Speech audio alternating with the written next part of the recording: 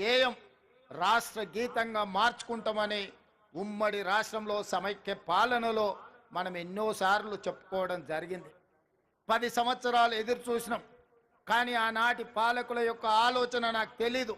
ఎందుకో జయ జయ హే తెలంగాణ అనే గీతం రాష్ట్ర గీతంగా అవతరించలేదు. అందుకే ప్రజాప్రభుత్వం ఏర్పడిన తర్వాత అందశ్రీ గారిని సంప్రదించి వారి ఆలోచనల మేరకు గాయకులతో మాట్లాడి ఈనాడు అధికారికంగా జయ జయ హే తెలంగాణ గీతాన్ని రాష్ట్ర గీతంగా మార్చుకోవడమే కాదు, రాష్ట్ర పరిపాలనకు గుండెకాయ లాంటి సచివాలయంలో ఆ గాయకుడు ఆ రచయిత అందశ్రీని సన్మానించుకోవడం జీవితకాలం గుర్తుండిపోయే ఒక మధుర జ్ఞాపకం.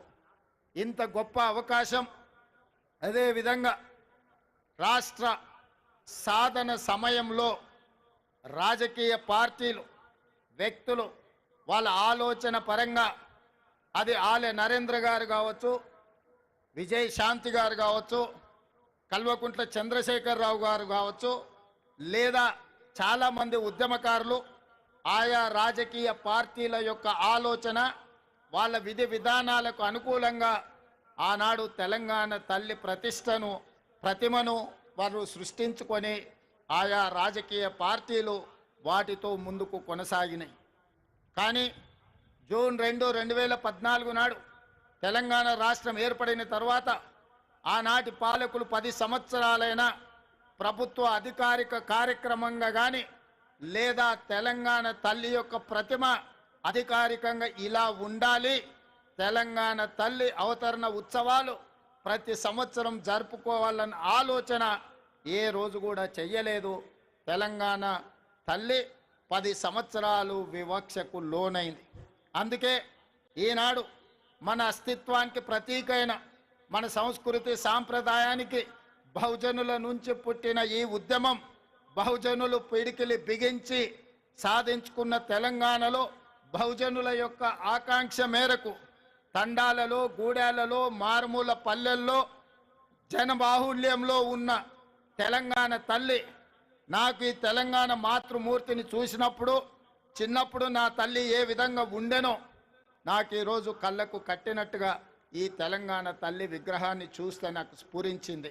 అదేవిధంగా ఎవరిని అడిగినా నా మంత్రివర్గ సహచరులు కావచ్చు, శాసనసభ్యులు కావచ్చు, కవులు కళాకారులు కావచ్చు, ఎవరితో మాట్లాడినా వాళ్ళందరూ ఒకే మాట చెప్పిండ్రు, ముఖ్యమంత్రి గారు ఈరోజు ఈ కళాకారుడు తీర్చిదిద్దిన తెలంగాణ తల్లి మన గుండెల్లో ఉండే మన కన్న తల్లి ప్రతిరూపంగా ఈరోజు ఉన్నది, అద్భుతంగా ఉన్నది.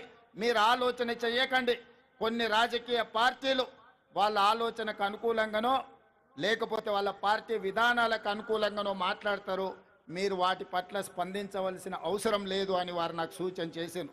అదే కాకుండా ఈరోజు ఉదయం శాసనసభలో నేను స్పష్టంగా ప్రకటించిన డిసెంబర్ 9 ఒక పవిత్రమైన రోజు, ఒక పండుగ రోజు.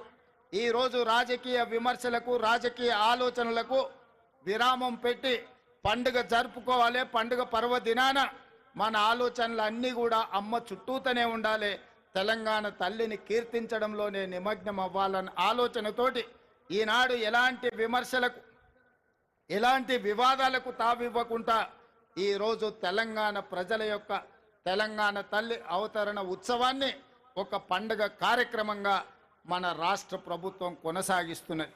ఇంతకుముందు మిత్రులు ఉప ముఖ్యమంత్రి బట్టి విక్రమార్క గారు ప్రభుత్వం యొక్క సంక్షేమ పథకాలు, ప్రభుత్వం యొక్క అభివృద్ధి విధానాలను సవివరంగా మీకు వివరించడం జరిగింది. ఈ అంశాలకు సంబంధించి సంక్షోభం నుంచి సంక్షేమం వైపు, అవినీతి నుంచి అభివృద్ధి పదం వైపు ఈ